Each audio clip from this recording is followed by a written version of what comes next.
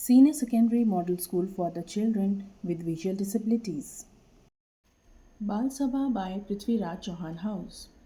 पूर्व शिक्षकगण एवं उपस्थित मेरे सभी साथियों, मैं शलभ्य कक्षा 6 का छात्र आप सभी का पृथ्वीराज चौहान हाउस के प्रथम सत्र की प्रथम बाल सभा में स्वागत एवं अभिनंदन करता हूँ और यह आशा करता हूँ कि आपको यह बाल सभा पसंद आएगी। तो साथियों, समय हो चला है, आप सभी को मेरी पूर्ण तरह से परिचय होने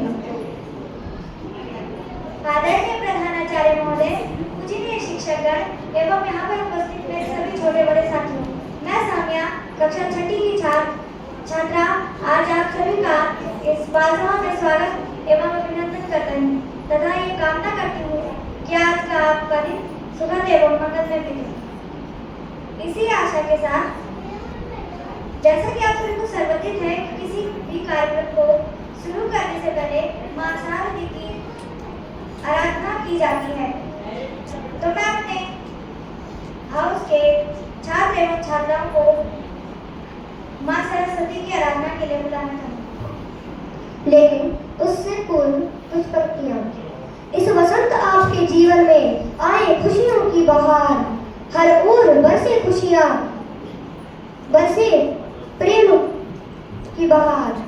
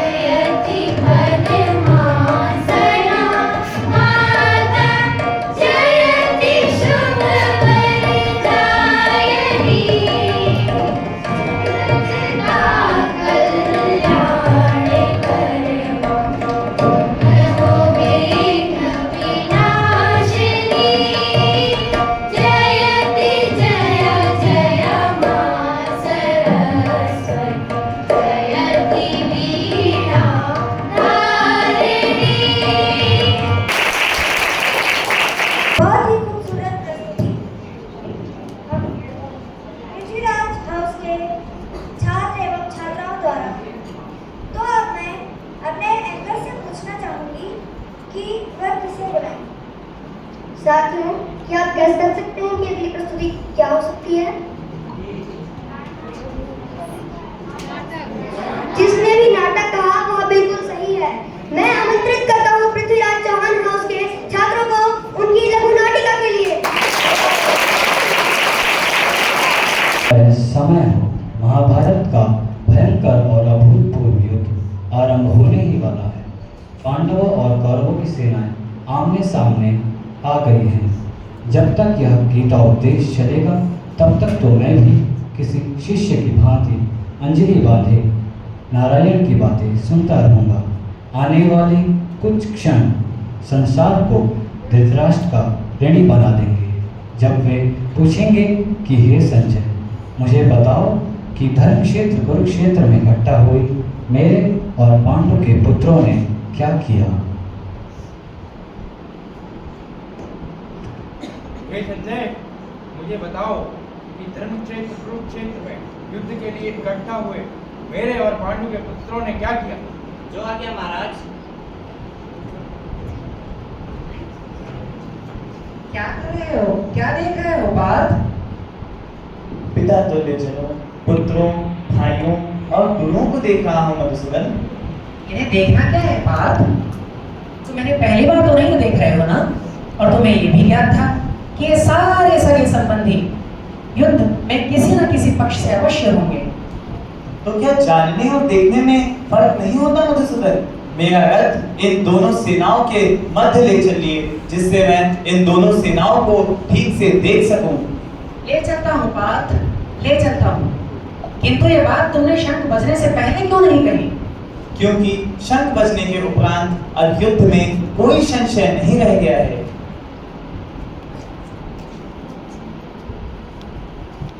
संजय, अर्जुन के प्रश्न तो नितांत मौलिक हैं। क्षत्रिय सभ्यता के भी तो कुछ नियम होते हैं ना। अब तो समझो युद्ध होगा ही नहीं, क्योंकि जब तक अर्जुन को उनके प्रश्नों के उत्तर नहीं मिल जाते वह युद्ध नहीं करेगा। अब तुम मुझे बताओ कि धर्मक्षेत्र कुरुक्षेत्र में क्या हो रहा है? जो आ गया महाराज। रणभूमि का मध्य तो आ गया पार्थ। ये मैं किन लोगों से युद्ध करने जा रहा हूँ केशव? जिन गुरुओं ने अपनी ज्ञान गंगा में मुझे स्नान कराया, जिन पितामहों ने मुझे अपनी गोद में खिलाया, आज मैं उन्हीं लोगों पर बाण कैसे चला सकता हूँ मधुसूदन? आप मेरी आत्मा के भी साथी बन जाइए केशव, मेरा मार्गदर्शन कीजिए। आप कुछ बोलते क्यों नहीं? अभी तो मैं सुन रहा हूँ ना पार्थ, अभी तुम कह लो। कहने को बचा ही क्या है केशव, कहने को बचा ही क्या है? इन पूजनीय और आदरणीय गुरुओं पर बाण चलाना तो पाप है ना मधुसूदन, पाप है। मेरे मुख सूखा जा रहा है, मेरे शरीर में कपकपी हो रही है, मेरा मस्तिष्क शून्य हो चुका है। ऐसी अवस्था में तो मैं युद्ध नहीं कर सकता। नयोद से गोविंदम, नयोद से गोविंदम। नयोद से गोविंदम, नयोद से गोविंदम। ये कहकर कुंती पुत्र अर्जुन चुप हो गए हैं महाराज। वासुदेव ने ये क्या कहा संजय? यहाँ पर तो मेरा नाम लेकर पुकारने से पहले मुझे यह बताओ कुंती नंदन, कि जब धर्म विजय और रक्षा की आस लिए तुम्हारी ओर देख रहा है, तब तुमने अपने इस मन में इस कायर प्रवृत्ति को प्रविष्ट कैसे होने दिया?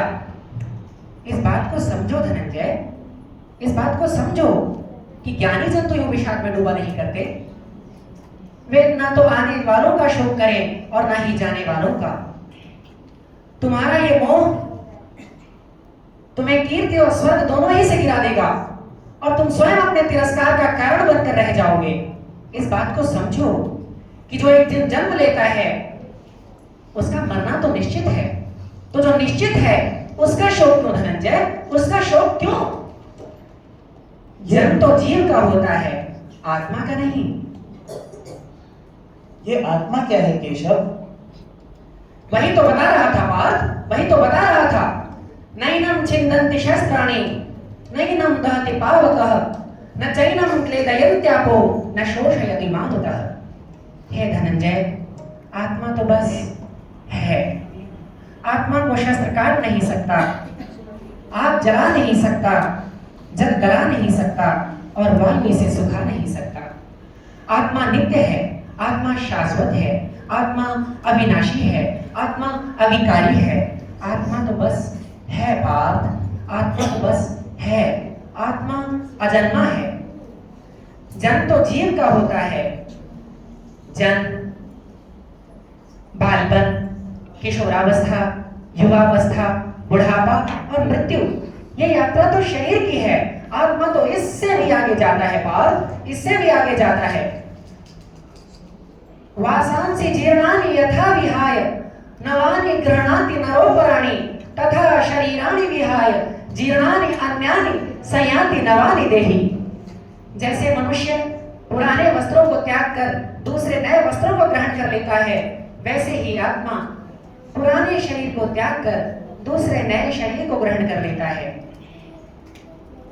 मैं आत्मा के अविकारी और अविनाशी होने को नहीं नकारता मधुसूदन, परंतु ये शरीर भी तो मेरे कुछ लगते हैं ना। हे कुंतीनंदन, यह युद्ध नातों की पहचान और उनकी स्थापना के लिए नहीं है। यह युद्ध धर्म धर्म और सत्य सत्य के बीच का है। इसलिए धर्म और सत्य के पक्ष में रहकर युद्ध करो, कि यही तुम्हारा क्षत्रिय कर्तव्य है।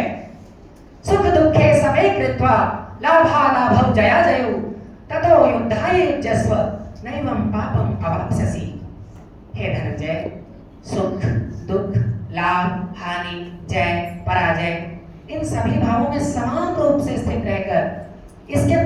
साथ युद्ध करो पार्थ, कि ऐसा करने से तुम पाप को प्राप्त नहीं होगे। कर्मण्येवाधिकारस्ते मां फलेषु कदाचन मां कर्म फल हेतुर्भूर् माते संगोत्स्व कर्मणि। मोह की मृत तृष्णा में न भटको पार्थ, न भटको। कर्म तो स्वयं का फल भी है और पुण्य भी, इसलिए समाज कल्याण के हित में कर्म करो। यदि तुम समाज के हित में अपना हित मिला लोगे तो तुम्हारा वह कर्म अशुद्ध और अशुभ हो जाएगा। इसलिए तुम तो केवल कर्म करो, निष्काम करो। कर्म फल की चिंता न करो, वो तो तुम्हारे वश में है ही नहीं। कोई भी व्यक्ति कर्म फल के लिए ही तो करता है। यदि दृष्टि फल से ही हट जाए तो कोई भी मनुष्य कर्म क्यों करेगा? कोई कर्म इसलिए करेगा पार्थ कि कर्म के बिना तो जीवन का निर्वाह संभव ही नहीं है। कुछ तो करोगे ही, या स्वयं खाओगे या भूखे को भोजन खिलवाओगे। युद्ध करोगे या नहीं करोगे, तुम्हारे पास तो दो ही विकल्प है धनंजय, करना या ना करना। मुझी को लो, न मे पार्थास्ति कर्तव्यम त्रिषु लोकेषु किंचन नानावाप्तम अवाप्तव्यम वर्त एव च कर्मणि। त्रिलोक में मेरे करने योग्य कुछ भी नहीं पार्थ, और ऐसा भी कुछ नहीं जिसे मैं प्राप्त करना चाहूं और प्राप्त न कर सकूं। फिर भी तुम्हारे सामने हूं, कर्म कर रहा हूं, यह सिद्ध कर रहा हूं, यह दिखला रहा हूं कि जीवन में निष्काम कर्म के मार्ग पर चलना संभव है। यदि मैं ही ऐसा नहीं करूंगा तो लोग मुझे दृष्टांत मानकर कर्म चक्र को त्याग देंगे और समाज के इस सर्वनाश का कारण मैं ही ठहराया जाऊंगा पार्थ, मैं ही ठहराया जाऊंगा। इसीलिए अपनी इंद्रियों को वश में रखकर निष्काम कर्म करो पार्थ, निष्काम कर्म करो। इन चंचल इंद्रियों को वश में कैसे किया जा सकता है ऋषिकेश? इंद्रियाणाम ही चरताम यद मनो अनुविधीयते तदस्य हरति प्रज्ञां वायुर्नागम इवाम्भसि। हे महाबाहो, जैसे पवन के झोंके नाव को भटका ले जाते हैं, वैसे ही ये चंचल इंद्रियां मन को भटका ले जाती हैं। इन इंद्रियों पर तो पार्थ नियंत्रण और चेतना का अंकुश लगाकर ही इन्हें नियंत्रित किया जा सकता है। इसलिए ज्ञानी बनो, निष्काम कर्म करो पार्थ, और अपने सारे कर्मों को मुझे अर्पित कर दो।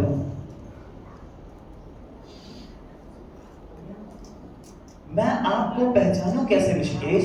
आपका दिव्य स्वरूप कैसा है मधुसूदन? वैसे तो मेरे विस्तार का कोई अंत नहीं है, फिर भी सुनो।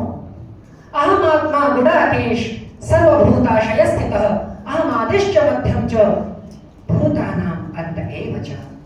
हाँ पार्थ, मैं प्राणियों के हृदय में स्थित आत्मा हूँ। मैं ही आरंभ भी हूँ, मध्य भी और अंतिम का अंतिम छोर भी मैं ही हूँ। मैं इस जगत का पिता हूँ, माता भी और पोषक भी मैं ही हूँ।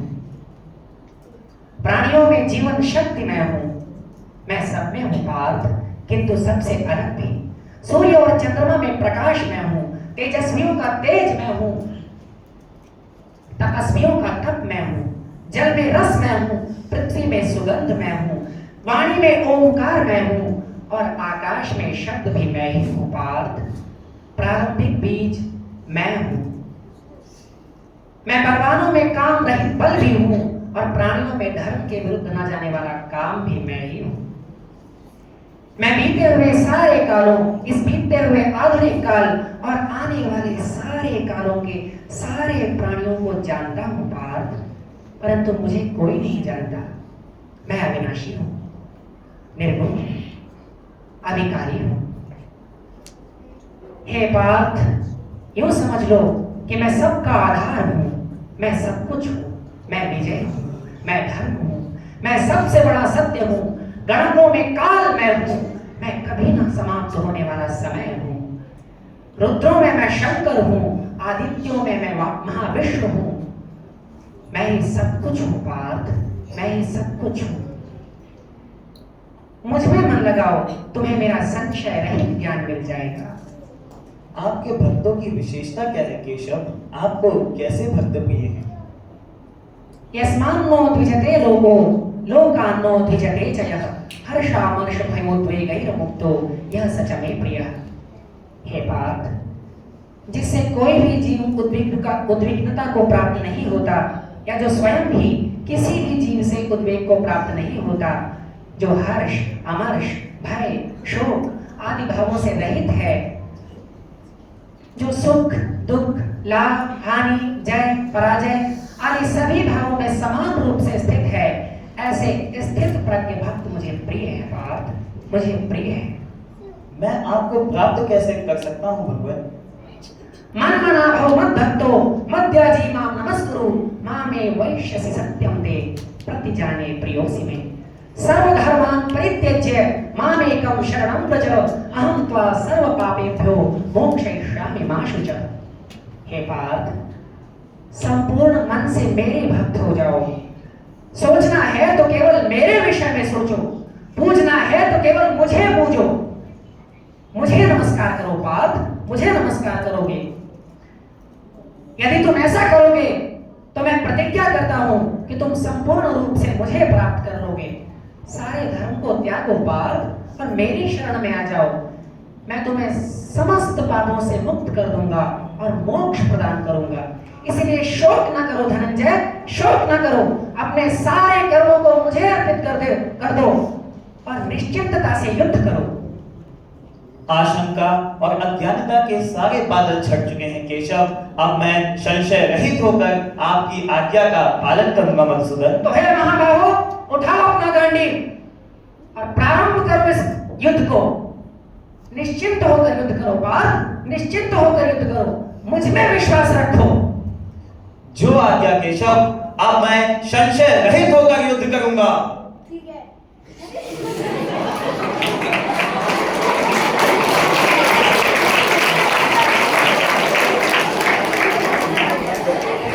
और अंत में पांडवों की जीत होती है। आइए अब मैं आपको पात्रों से परिचय करा देता हूँ। कृष्ण की भूमिका में थे दिलीप कुमार, अर्जुन की भूमिका में थे कृष्ण पांडे, धृतराष्ट्र की भूमिका निभा रहे थे द्रोण और संजय बने थे मजर और मैं प्रिंस कुमार। धन्यवाद। पृथ्वीराज चौहान हाउस के छात्रों द्वारा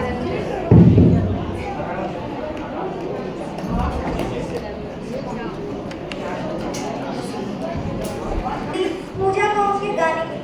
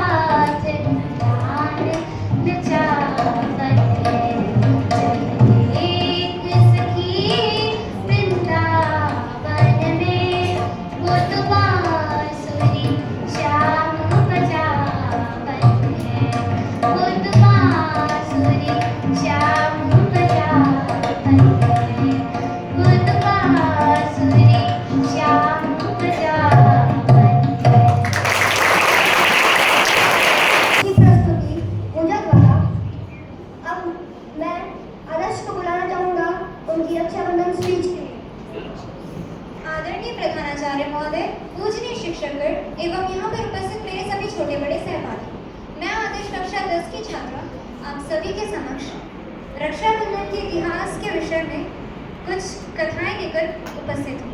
श्रावण मास शिव भक्ति के उत्सव से परिपूर्ण होता है। इस माह में मानो समस्त संसार शिवमय हो गया हो। इसी माह में पूर्णिमा के दिन भाई बहन के प्रेम का प्रतीक पावन पर्व रक्षाबंधन भी मनाया जाता है। तो आज मैं रक्षाबंधन को मनाए जाने के इतिहास को लेकर आप सभी के समक्ष उपस्थित हूँ। स्वर्ग पर किसका आधिपत्य होगा, इस विषय को लेकर देवताओं और दानवों या असुरों के बीच युद्ध हुआ करते थे।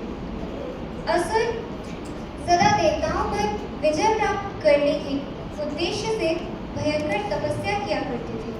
वरदान स्वरूप वे भगवान ब्रह्मा, सर्वेश्वर श्रीहरि और भोलेनाथ से मनचाही असीम शक्तियां मांग लिया करते थे। इसके परिणाम स्वरूप कई बार देवताओं को भयंकर कष्ट झेलने पड़ते थे। राक्षस राज बलि का जन्म तो राक्षस कुल में हुआ था, परंतु स्वभाव से अत्यंत दानशील और विनम्र थे, क्योंकि वह भगवान श्री हरि के अनन्य भक्त प्रहलाद के पौत्र थे। राजा बलि भगवान श्री वैकुंठेश्वर के भक्त तो थे ही, साथ साथ भगवान शंकर की परम भक्ति करने से उनको कई सिद्धियां प्राप्त हुई। उन्होंने 101 यज्ञों के अनुष्ठान का निश्चय किया। इससे देवताओं को चिंता होने लगी कि यदि राजा बलि ने यह अनुष्ठान संपूर्ण कर लिया तो उनके हाथ से स्वर्ग और संपत्ति दानवों को मिल जाएगी। तो वे इस समस्या का हल खोजने के लिए जगदीश्वर भगवान श्री विष्णु के शरण में गए। देवताओं की अनुनय विनय सुनकर भगवान पद्मनाभ ने वामन अवतार लिया और राजा बलि की यज्ञशाला में पहुंचे। उन्होंने राजा बलि से केवल 3 पग भूमि मांगी और अपने पहले पग में पृथ्वी और दूसरे पग में समस्त स्वर्ग को नाप लिया।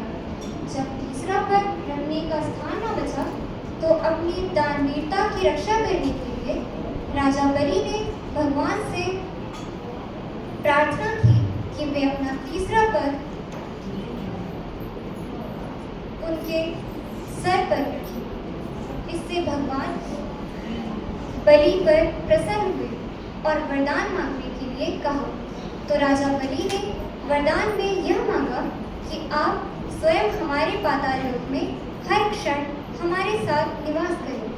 इससे भगवान को अपना परम धाम वैकुंठ छोड़कर पाताल में रहना पड़ा। ऐसा होने पर जगदम्बा माता लक्ष्मी जी भगवान के इस विछोह से व्याकुल हो उठी और सहायता मांगने के लिए भगवान शंकर के पास पहुंची। तब भगवान शंकर ने कहा कि यदि आप राजा बलि को किसी बंधन में बांध लें तो आप भगवान को पुनः प्राप्त कर सकती हैं। वासुकी नाग रक्षा सूत्र में बदल गया और माता ने राजा बलि को वह रक्षा सूत्र बांध दिया। राजा बलि ने माता को वचन दिया कि वह उनकी सदैव रक्षा करेंगे और मन चाहा फल प्रदान करेंगे। तब माँ लक्ष्मी अपने वास्तविक स्वरूप में आ गई और राजा बलि से श्री हरि को मांग लिया। राजा बलि ने अपने वचन का पालन करते हुए कहा कि आज से जो भी स्त्री किसी को मन से अपना भाई मानकर रक्षा सूत्र बांधेगी तो भाई बहन की रक्षा करने के लिए प्रतिबद्ध हो जाएगा और रक्षा सूत्र बंधवाने से भाई की सारी बलाएं टल जाएंगी।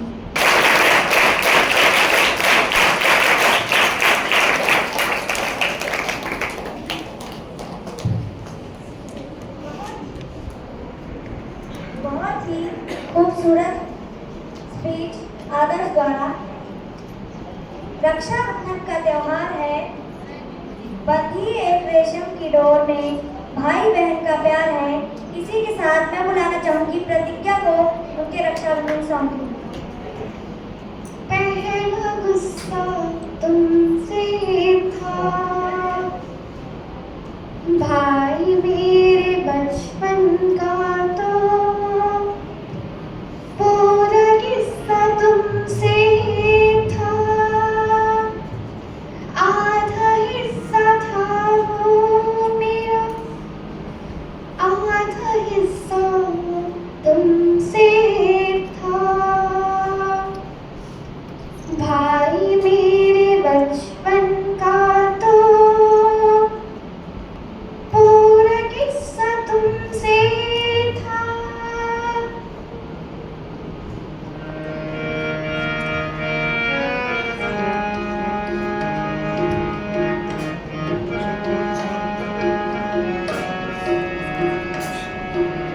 रक्षाबंधन वादा है,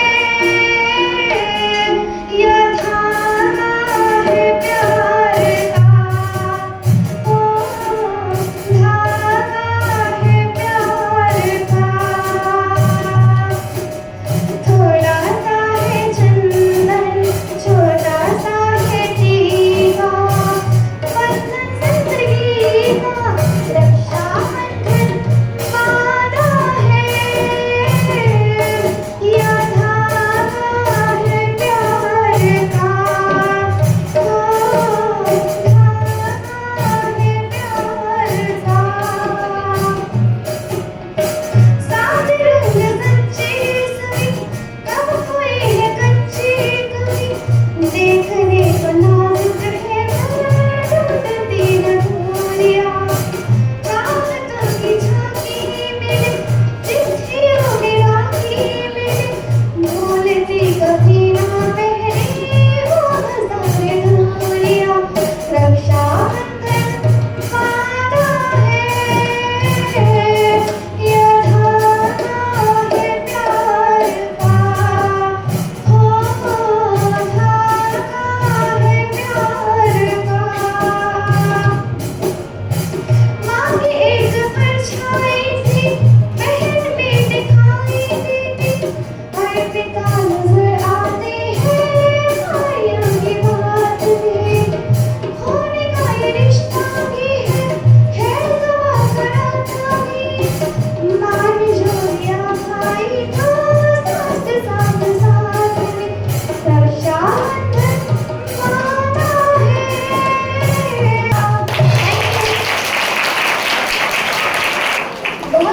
बहुत अच्छी प्रस्तुति प्रतिज्ञा द्वारा। अब साथियों, आप गैस कर सकते हैं कि अगली प्रस्तुति किसकी हो सकती है? सही, जिसने भी कविता कहा वो सही है। श्रोताओ, तो बजाओ ताली, क्योंकि कविता में आ रही है सिर्फ बातें की वाली। किसी भी ताकत शक्ति से तू मत यूं ही डरता जा, जय बोल श्री कृष्ण की और कर्म तू अपना करता जा। आदरणीय प्रधानाचार्य महोदय, पूजनीय शिक्षकगण एवं यहाँ पर उपस्थित मेरे समस्त सहपाठी बंधुजन, आप सभी का पृथ्वीराज चौहान हाउस के प्रथम सत्र की प्रथम बालसभा में हार्दिक स्वागत एवं अभिनंदन है। मैं कृष्ण पांडे आज आप सभी के समक्ष रामधारी सिंह दिनकर द्वारा लिखी गई कृष्ण की रामधारी सिंह दिनकर द्वारा लिखी गई रश्मि रथी के तृतीय सर्ग कृष्ण की चेतावनी नामक कविता लेकर उपस्थित हूँ। तो मैं कविता पाठ प्रारंभ करता हूँ कि वर्षों तक वन में घूम घूम बाधा विघ्नों को चूम चूम से धूप घाम पानी पत्थर पांडव आए कुछ और निखर, सौभाग्य न सब दिन सोता है, देखें आगे क्या होता है। मैत्री की राह बताने को, सबको सुमार्ग पर लाने को, दुर्योधन को समझाने को, भीषण विध्वंस से बचाने को भगवान हस्तिनापुर में आए, पांडवों का संदेशा लाए। क्या संदेशा लाए? कि दो न्याय अगर तो आधा दो, उसमें भी यदि कोई बाधा हो तो दे दो केवल 5 ग्राम, रखो धरती अपनी तमाम, हम वही खुशी से खाएंगे, पर जन पर असना उठाएंगे। पर दुर्योधन वह भी दे न सका, आशीष समाज की ले न सका, उल्टे हरि को बांधने चला, जो था असाध्य साधने चला। जब नाश मनुष्य पर छाता है पहले विवेक मर जाता है, फिर दुर्योधन वह भी दे न सका, आशीष समाज की ले न सका, उल्टे हरि को बांधने चला, जो था असाध्य साधने चला। फिर हरि ने भीषण हुंकार किया, अपना स्वरूप विस्तार किया, फिर डगमग डगमग दिग्गज डोले, भगवान को विध होकर बोले, जंजीर बढ़ाकर साथ मुझे, हाँ दुर्योधन बांध मुझे। फिर हो तो दृश्य कांड देख, मुझमें सारा ब्रह्मांड देख, चक अचक जीव शर अक्षर नश्वर मनुष्य सुजाति अमर, शतकोटि सूर्य शतकोटि चंद्र शतकोटि सक्त सिंह मंत्र, शतकोटि विष्णु ब्रह्मा महेश, शतकोटि जिष्णु जलपति गणेश, शतकोटि रुद्र शतकोटि काल, शतकोटि दंड धड़ लोकपाल, जंजीर बढ़ाकर साध इन्हें, हाँ दुर्योधन बांध इन्हें। भूलोक अतल पाताल देख, गत और अनागत काल देख, यह देख जगत का आदि सृजन, यह देख महाभारत का रण, मृतकों से कटी हुई भू है, पहचान इसमें कहाँ तू है। अंबर में कुंतल जाल देख, पद के नीचे पाताल देख, मुट्ठी में तीनों काल देख, मेरा स्वरूप विकराल देख। सब जन्म मुझी से पाते हैं, फिर लौट मुझी में आते हैं, बांधने मुझे तू आया है, जंजीर बड़ी क्या लाया है, बांधने मुझे तू आया है, जंजीर बड़ी क्या लाया है। यदि मुझे बांधना चाहे मन तो पहले बांध अनंत गगन। अगर सोने को साध न सकता है वह मुझे बांध कर सकता है, अगर सोने को साध न सकता है वह मुझे बांध कर सकता है। हिलाल सुख लूटेंगे, सौभाग्य में तुझके फूटेंगे, और आखिर तू भूशाही होगा, आखिर तू भूशाही होगा, हिंसा का पर्दाई होगा। थी सभा सन्न सब लोग डरे, चुप थे या थे बेहोश पड़े। थी सभा सन्न सब लोग डरे, चुप थे या थे बेहोश पड़े। केवल दो नर न अघाते थे, धृतराष्ट्र विदुर सुख पाते थे। कर जोड़ खड़े प्रमुदित निर्भय, दोनों पुकारते थे जय जय, दोनों पुकारते थे जय जय। बहुत बहुत धन्यवाद।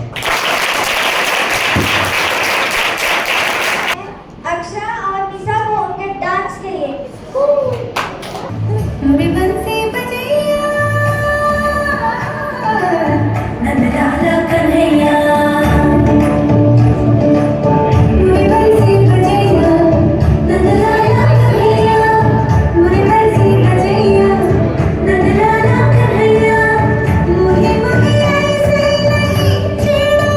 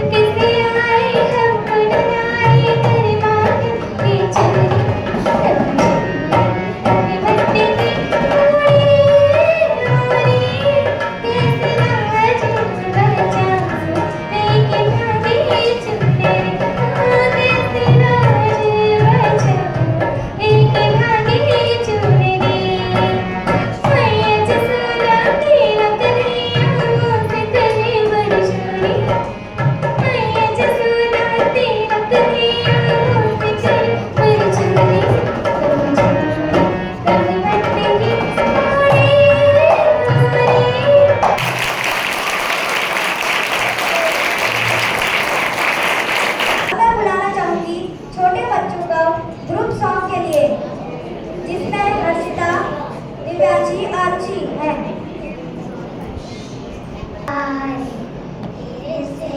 आजा अपने प्यारे भारत में दुलारे फिर से आजा अपने प्यारे भारत में नया जोश हो नई लहर हो फिर से प्यारे भारत में नंद दुलारे फिर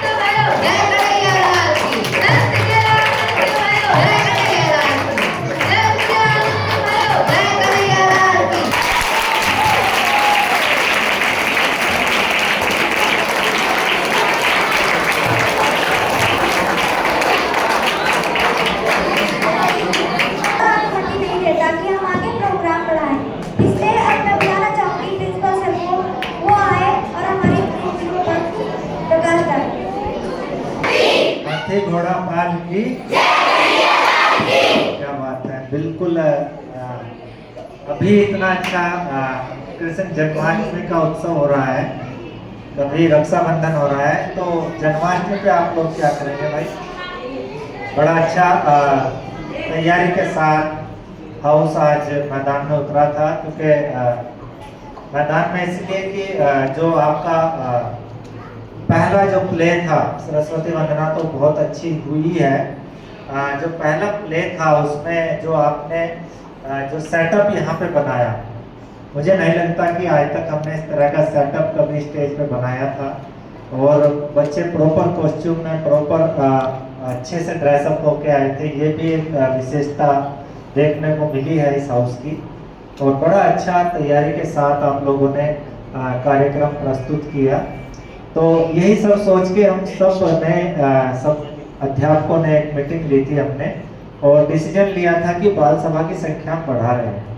तो पहले जो 3 बाल सभा थी, अब हर हाउस को कम से कम कितनी बाल सभा करनी है? 4। हाँ, मैसेज आज तक पहुंच गया है।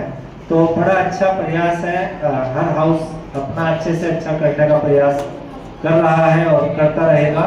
ये एक हेल्दी कंपटीशन होता है और बड़ा अच्छा, क्योंकि 10 मिनट लेट बाल सभा शुरू हुई थी, तो टाइम पे ही आपने समापन किया, बहुत अच्छा समापन किया। आज मुझे सलव्य और सामिया ने काफी प्रभावित किया, और हाउस ने, क्योंकि सलव्य की हाइट बहुत कम है, छोटा बच्चा है, तो हाउस ने जो पोडियम है वो भी नीचे अरेंज किया है, जिससे कि सलव्य प्रॉपर दिखाई दे।